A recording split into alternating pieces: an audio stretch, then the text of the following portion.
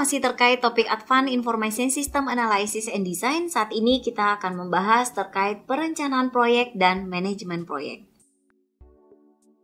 Peran manajer proyek dalam sebuah sistem disebut dengan project manager, di mana project manager ini sangat dibutuhkan untuk efektivitas sebuah proyek. Mengelola orang dan sumber daya secara internal merupakan bagian dari pekerjaan seorang project manager serta melakukan hubungan publik secara eksternal.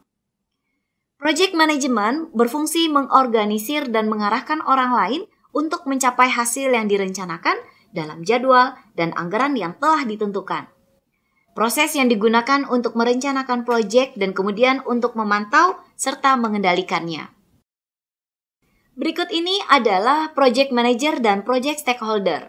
Perhatikan gambar ini yang memperlihatkan bagaimana relasi serta koordinasi antara project manager dan project stakeholder yang dikepalai secara langsung oleh project manager, di mana dia juga berfungsi untuk mengkoordinasikan baik secara internal maupun secara eksternal terkait proyek yang dilakukan.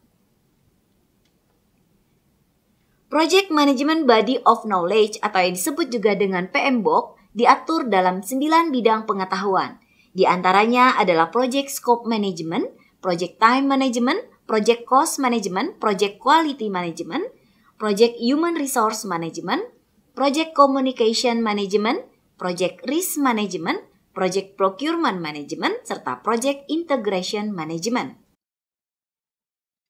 Project Management and Ceremony, di mana seremoni merupakan tingkat formalitas dalam sebuah proyek. Di sini diperlukan ketegasan dalam mengadakan pertemuan serta menghasilkan dokumentasi.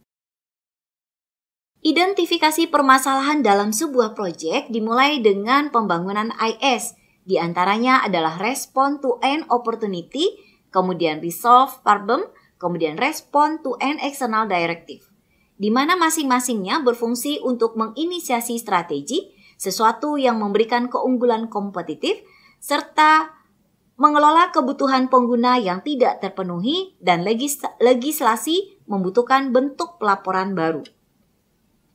Bagaimana identifikasi terhadap permasalahan? Yang pertama adalah sistem vision dokumen. Apa masalah dan ide solusinya? Apa kemampuan dari sistem yang baru dan bagaimana menentukan ruang lingkup? Serta manfaat apa yang diperoleh organisasi dengan mendevelop sistem yang ada? Kemudian apakah dalam bentuk benefit yang nyata atau tidak nyata. Menentukan resiko proyek dan kegagalan proyek serta kelayakannya ditentukan dari resiko dan kelayakan organisasi. Seberapa baik sistem baru ini sesuai dengan budaya organisasi, bagaimana dengan resiko negatif, kemudian bagaimana sistem dibangun oleh tim yang menggunakan teknologi yang dibutuhkan. Apakah tersedia pelatihan? Kemudian bagaimana sumber daya yang dibutuhkan dapat tersedia dengan baik? Apakah dibutuhkan seorang ahli? Dan bagaimanakah sistem yang dibangun dalam jumlah yang tersedia? Apakah fix dengan deadline yang disepakati? Berikut bentuk dari Gantt chart untuk pendekatan iterasi terkait jadwal pekerjaan. Silakan perhatikan gambar berikut ini, di mana gambar ini menampilkan tugas, durasi, tanggal mulai, pendahuluan, serta sumber daya yang ditugaskan dan menghasilkan grafik yang menunjukkan atribut-atribut yang dimaksud. Bagaimana mengevaluasi proses kerja dari masing-masing individu? Maka perlu dilakukan beberapa hal terkait proyek. Yang pertama, apakah prosedur komunikasi sudah memadai dan bagaimana cara memperbaikinya jika belum memadai? Apakah hubungan kerja dengan pengguna cukup efektif? Apakah sudah mencapai tenggat waktu? Dan kalau tidak, kenapa bisa terjadi? Bagaimanakah kita melewati masalah-masalah yang besar dan bagaimana cara menghindarinya? Dan apakah sudah berjalan dengan baik? Bagaimana untuk memastikan keberlanjutannya? Dan apakah terdapat hambatan di dalam perjalanannya? Serta bagaimana bisa menghilangkannya?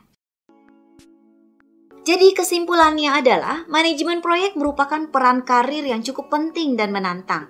Proyek sistem informasi memiliki tingkat keberhasilan yang besar. Pengetahuan dan keterampilan manajemen proyek dihargai dan diperlukan untuk memperbaharuinya. Manajemen proyek mengarahkan orang lain untuk mencapai hasil yang direncanakan sesuai jadwal dan anggaran. Manajer proyek memiliki tanggung jawab internal dan eksternal.